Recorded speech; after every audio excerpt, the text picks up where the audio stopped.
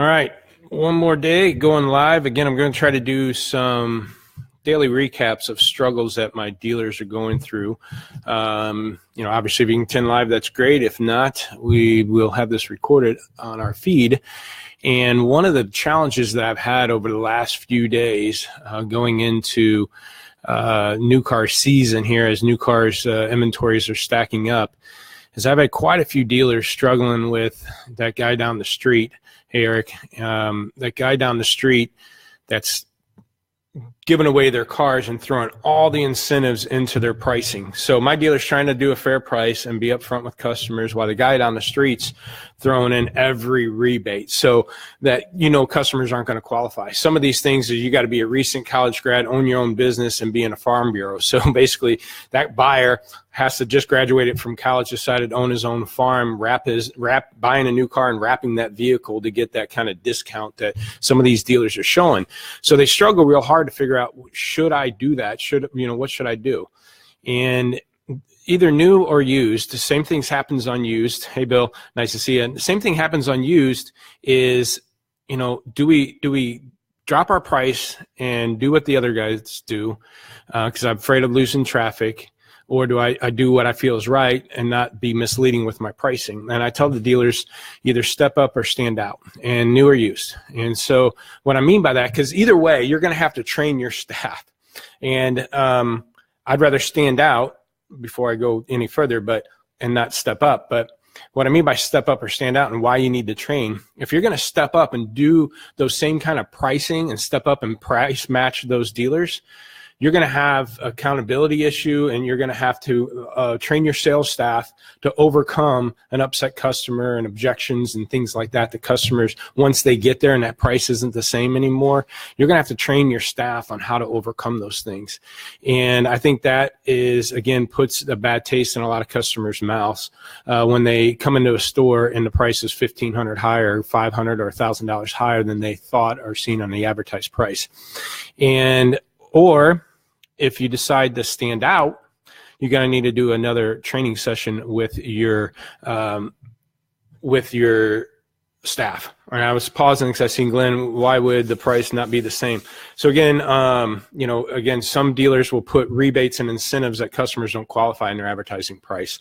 So if I'm advertising, let's just say invoice minus rebate, which is the $2,000 rebate, but the guy down the street's doing invoice minus rebate, $200 under invoice minus regular rebate minus military rebate minus farm bureau rebate minus wrapping your business car rebate, and he's $1,000 or $2,000 cheaper than you, and they're afraid of losing those cars. So, either step up and do that, which I don't suggest, but if you do, you're going to have to train your staff on how to overcome those objections, or stand out. And by standing out, obviously, there's things like what I'm doing right now. Let's do videos. Let's earn the customer's business. Let's do videos and describing both our cars and our services. Let's do videos on, what maybe the guy down the street is. Here at Jasen Rice Motors, we don't do tricky things with our pricing on our cars. We want you to have a fair and upfront price. So when you get here, every price that we show, you will be able to qualify for. There might be dealerships in town that have a lower price than us.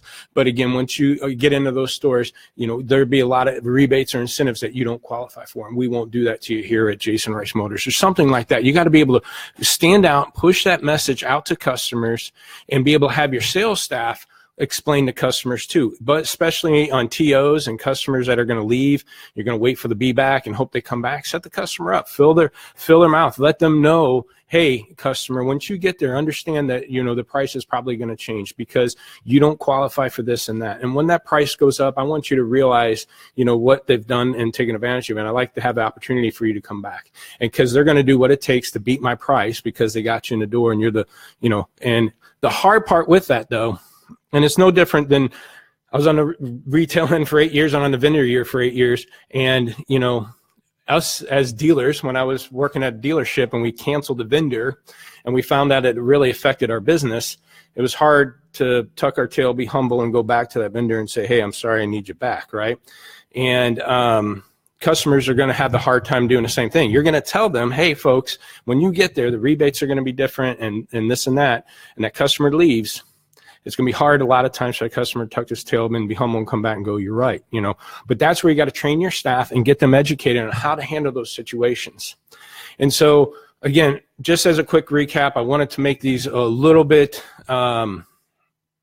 I didn't want to make these long and drawn out. But that's the biggest struggle I see with most of my dealers when we're doing new car calls with them. What do I do? What should I do? And I don't want to be misleading and have them drop all these rebates in there. If you do, I have some dealers that break down on their own website. They have MSRP, the sale price minus a regular rebate, and then all the other rebates available and then another price. I think that's upfront, you know, because then you're breaking it down and the customer can see themselves if that's, you know, something they qualify for. But if you just throw that in your price and small print it, I think you're dealing with more upset customers than not. I think good reviews, once those customers, you do earn those business, get good reviews from them. You know, have the customer explain that, hey, I love it at Jasen Rice Motors because I went to so-and-so and, you know, the pricing was way wrong when I got there and it just didn't feel right. But when I got here, they're upfront, blah, blah, blah. Get those testimonies, get those reviews, get those videos out there, again, to stand out, because if not, you're going to be stuck having to step up, and then you're not going to have very happy customers, and then you're chasing all these customers, you know, down off the lot, off the ceiling, you know, peel them off the ceiling, and then hopefully calm them down and then try to earn their business. So hope that's helpful. Again, new or used, step up or stand out. You either have to step up and compete with the price, and sometimes we just have to, especially on used cars, but you might not have to if you can stand out and justify why your price is where it is. So again, hope that is helpful. Do a quick one. Go on to Lotpop Facebook, like our page. There's tons of other videos and tips there if this was helpful.